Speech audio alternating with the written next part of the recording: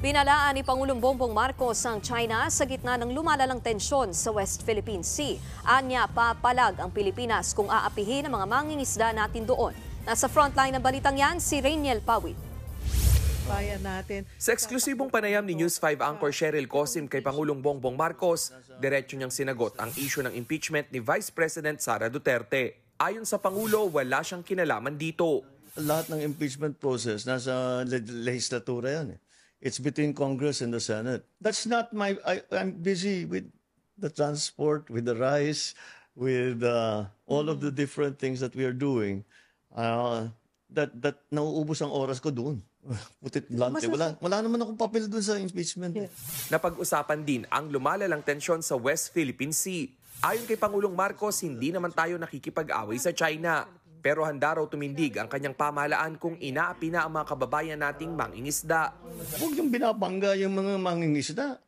Hindi ba? Huwag niyong kami hinaharang doon sa teritoryo namin. Yun, ipaglalaban talaga namin yan. Because kung ibigay mo yan, bibigay mo ng, like they say, you give them an inch, they'll take a mile. 3 taon na lang ang natitira sa termino ni Pangulong Marcos. Kaya nang tanungin kung anong gusto niyang maalala ng mga tao sa kanyang panunungkulan.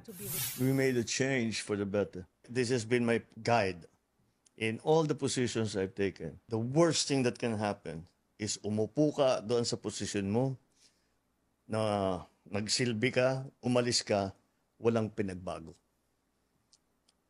So I absolutely insist that in 2028, when I leave this office, there are significant and tangible changes for the better in the life of each Filipino.